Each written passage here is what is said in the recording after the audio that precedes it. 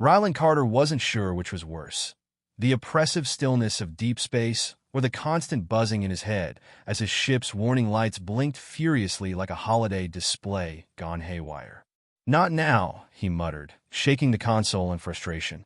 His streak of bad luck had started weeks ago, but being stranded at the edge of Zethra 9, a planet infamous across the galaxy as a death trap, was not how he envisioned ending his contract with Vorntech.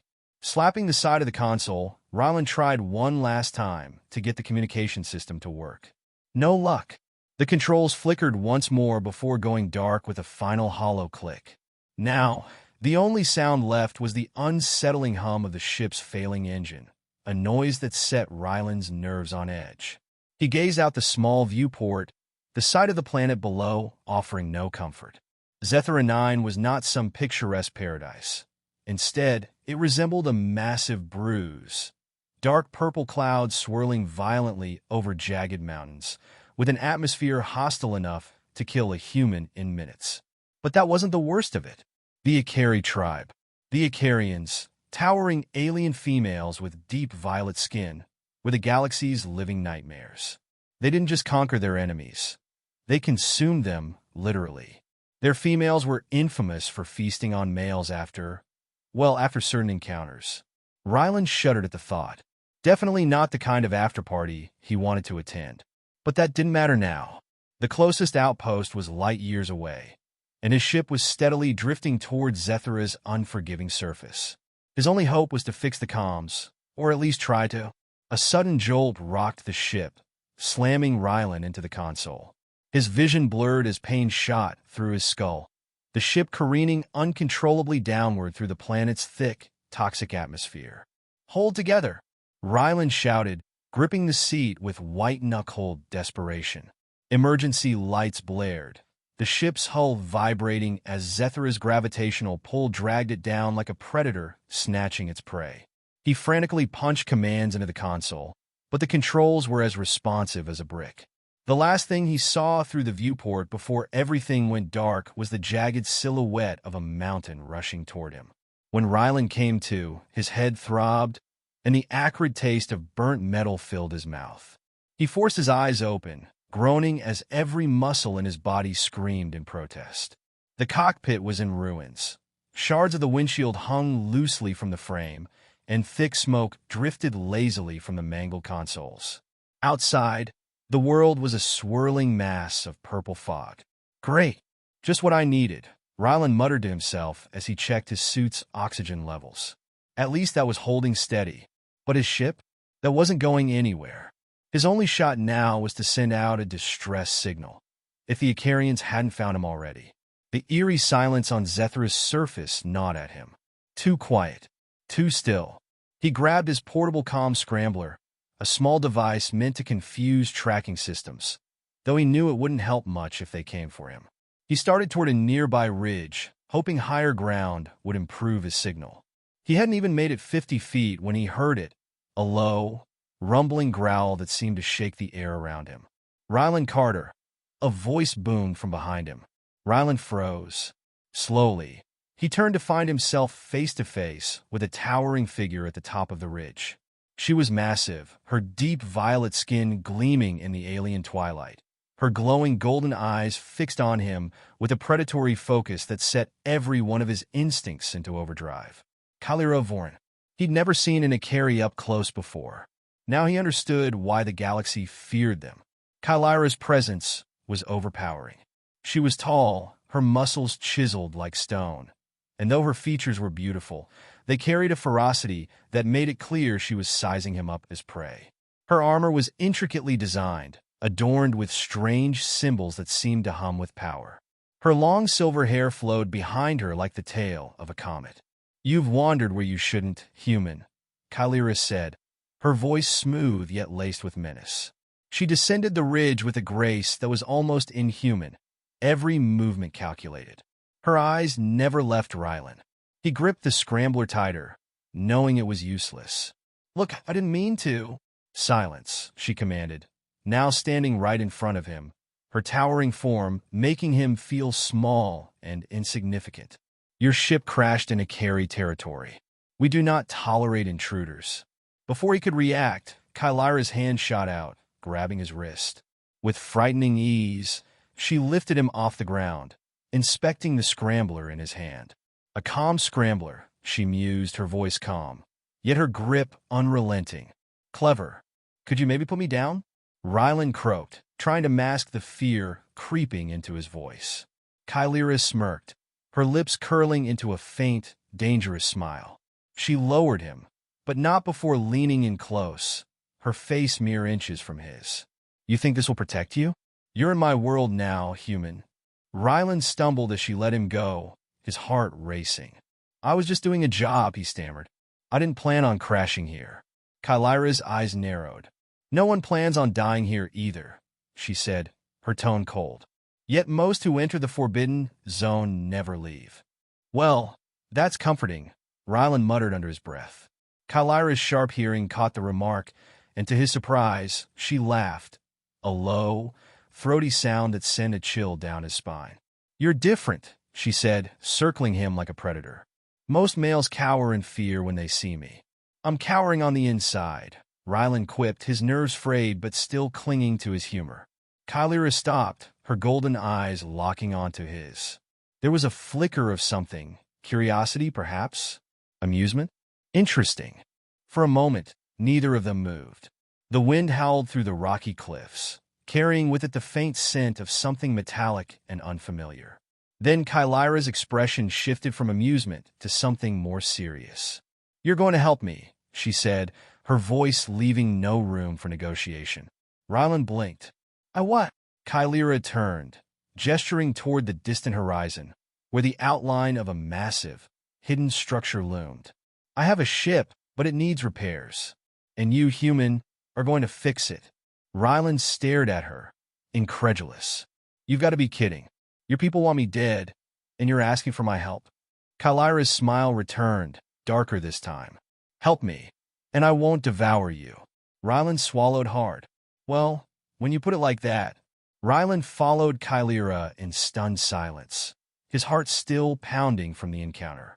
As they walked, the jagged terrain of Zethara 9 spread out beneath them, its alien landscape teeming with danger. Massive rock formations jutted up from the ground like the broken bones of a giant, and the sky above was a swirling mass of deep purples and blacks, occasionally split by flashes of distant lightning. Alien flora clung to the rocks, glowing faintly in the dim light, while strange creatures scuttled in the shadows. Rylan's thoughts raced as he struggled to process what was happening. He'd crash-landed on one of the most hostile planets in the galaxy, face to face with an Ikari warrior, one of the most feared beings known to mankind. And instead of being killed on sight, he was being recruited. Or maybe coerced was the better word. He glanced at Kailira's back, her powerful frame moving with deadly grace as she led the way toward the distant structure. The entire situation felt surreal. What exactly am I helping you with? Rylan asked, his voice breaking the tense silence. Kailira didn't look back as she responded. You'll see soon enough. Great, more cryptic alien answers. Rylan clenched his teeth, but held his tongue, knowing that pushing too hard could end badly. As far as he could tell, Kailira was keeping him alive for a reason, and it wasn't out of kindness. He just had to figure out what that reason was and how to get out of this in one piece. After what felt like hours of trekking through the treacherous terrain, they reached the structure Kailira had pointed to. It was massive, an imposing fortress carved into the side of a mountain. The metal gleamed darkly, its surface covered in strange symbols similar to the ones on Kailira's armor. The place felt ancient, like it had been built long before humans ever ventured into space. Kailira stopped in front of a large door, its surface shimmering with a faint violet light. She placed her hand on the panel beside it, and after a moment, the door slid open with a deep, mechanical hiss. Without a word, she stepped inside, and Rylan followed, his heart pounding in his chest. As they entered, Rylan's breath caught in his throat. The interior of the structure was even more overwhelming than the outside. They stood in a colossal underground hangar, dimly lit by the same eerie purple glow that seemed to permeate everything on this planet. But it wasn't the size of the place that stunned him. It was what lay at the center. A starship. And not just any starship. This thing looked like something out of a nightmare. It hovered just above the ground, its sleek, skeletal frame bathed in violet light. Long, curving wings extended from the hull, and the entire ship seemed to pulse with energy, as if it were alive. The surface was obsidian black, absorbing the light around it, with flashes of energy rippling across the panels like lightning trapped under glass. Rylan stared, mouth agape. That thing's yours? Kailira's eyes gleamed with pride as she looked at the ship. Yes, I built it to escape this place, and to stop my mother. Her mother? Rylan had already gathered that the Ikari queen was some sort of tyrant, but stopping her sounded like an impossible task. He turned toward Kailira, trying to keep his voice steady. You're telling me you built this ship yourself? With help from the old Ikari archives, Kailira said, her voice softening slightly. Before the war, before we became what we are now, we were explorers, scientists. We built ships to explore the galaxy, to make contact with other civilizations. But that time has passed. My mother, Queen Vexia, only cares about conquest now, expanding her rule, enslaving or destroying any race that stands in her way. Rylan blinked. And you want to stop her? Kailira nodded. I do. This ship is the key. It's the most advanced technology the Ikarians ever developed. If we can get it working, I can leave Zethra and find allies, races who are willing to stand against my mother's empire. Rylan looked from Kailira to the ship, then back to her. And you think I can help fix it? I mean, sure, I've patched up a few ships in my time, but this is something else. You're resourceful, Kailira said, her golden eyes locking onto his. Your technology may be primitive, but you think differently. You adapt. That's what I need. Rylan rubbed the back of his neck, feeling the weight of her words. And what happens if I say no? Kailira's expression darkened. Then you won't survive the night. Well, that was blunt. Rylan sighed, his mind spinning. He had no idea how he was going to fix something so advanced, but he didn't have much of a choice. All right, he said finally. I'll take a look. Kailira nodded, satisfied. Good. She led him toward the ship, the hangar echoing with their footsteps. As they approached, a section of the ship's hull slid open, revealing a ramp that led inside. The interior of the starship was just as sleek and intimidating as the outside. Metallic surfaces, glowing panels, and holographic displays that flickered to life as they entered. Rylan moved cautiously, his eyes wide as he took it all in. The technology was unlike anything he'd ever seen. Holograms floated above control consoles, and strange symbols scrolled across the walls, too complex for him to decipher. You'll be working on the core, Kailira said, gesturing toward the center of the ship. It's unstable. If you can't stabilize it, we can't power the ship. Rylan approached the core, a massive, glowing sphere suspended in the center of the room. Energy crackled around it, and the air hummed with power. He swallowed hard, trying not to show how overwhelmed he felt. No pressure, right? Kailira's expression remained serious. There's more at stake than you realize. If we don't succeed, my mother will destroy entire star systems.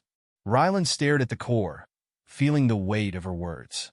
He wasn't just fixing a ship. He was stepping into the middle of a galactic war. And failure wasn't an option. All right, he muttered, taking a deep breath. Let's see what I can do. As he began examining the core's systems, Kailira watched him closely, her sharp eyes studying his every move. Despite the tension, there was something else in her gaze, something beyond mere survival. It was as if she saw something in Rylan that he didn't even see in himself. He had no idea how, but he was going to have to figure this out. Rylan's fingers trembled as he moved them across the unfamiliar controls, his mind racing to comprehend the strange alien technology in front of him. The core pulsed with violet light, each wave of energy vibrating through the air and making the hairs on the back of his neck stand on end. This was no ordinary power source. It felt alive, dangerous even. He swallowed hard and forced his hands to steady. Kailira stood silently behind him, watching with those molten gold eyes that felt like they could see straight through him. Her presence loomed large, not just because of her towering stature, but the sheer intensity that radiated from her. Rylan could feel the weight of her expectations pressing down on him, suffocating in its own way. She was counting on him. So, he muttered, more to himself than to Kailira, "You've tried to fix this before?" "Yes," she replied, her voice low but sharp. "Our engineers were able to construct the ship, but stabilizing the core was beyond their abilities. The technology is ancient, from a time before our people became warriors." Rylan bit his lip, studying the holographic schematics floating in front of him. He had to admit, even though he didn't fully understand it yet, it was a masterpiece of engineering. The core was an intricate web of energy channels, circuits, and something organic. The alien systems were so advanced, they made the starships he worked on back on Earth look like toys. "Great," he muttered. "So you're asking me to stabilize a core designed by engineers who were light years ahead of anything I've ever seen." Kailira stepped closer, her voice dropping to a dangerous whisper. "If you do not, we both die. The core will collapse, and so will the rebellion." Rylan glanced back at her, his breath catching as he met her intense gaze. The stakes couldn't be higher, and he felt like he was dangling over the edge of an abyss. But what choice did he have? He turned back to the core, feeling the clock ticking down in his head. Failure wasn't an option, not when the only alternative was becoming a smear on the floor, or worse, falling into the hands of Kailira's mother. "All right," he said quietly. No pressure. He began to work, diving into the systems with the tools Kailira had provided. He had no real idea what half of the readings meant, but he started where he always did, with the basics. First, he'd stabilize the energy output, then reroute the channels that were overloading. Piece by piece, he'd untangle this mess, or die trying. The minutes ticked by in silence, punctuated only by the hum of the ship and the soft crackle of energy around the core. As he worked, Rylan began to lose himself in the task, focusing entirely on the task in front of him. His hands moved swiftly, adjusting settings, connecting wires, rerouting power flows. There were moments when he had to take a wild guess, and other times where his Earth-based intuition kicked in. He was so focused that when Kailira spoke again, her voice startled him. "You're not what I expected, Rylan," she said, her tone softer than before. He glanced back at her, frowning slightly. "Yeah? What did you expect?" Kailira's lips curved into the faintest hint of a smile, something he hadn't seen before.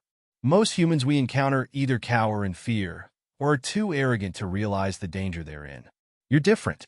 You adapt.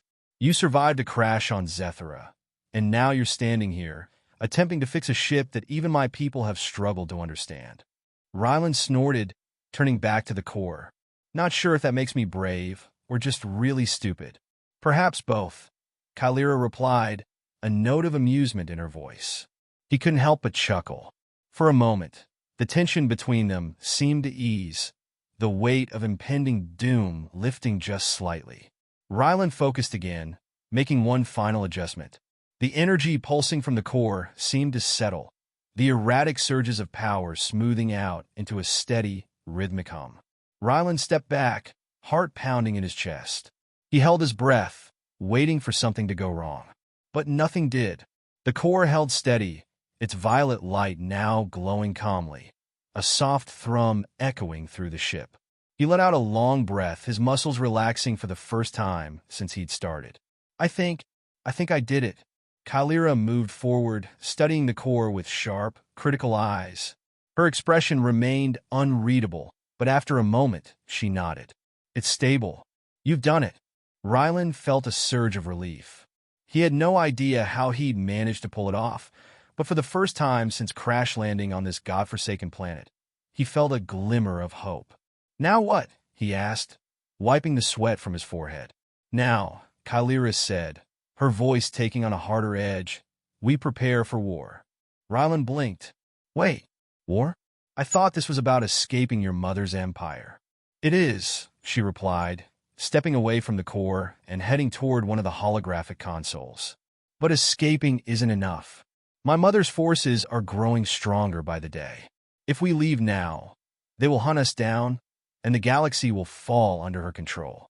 We have to strike back, disrupt her plans before it's too late."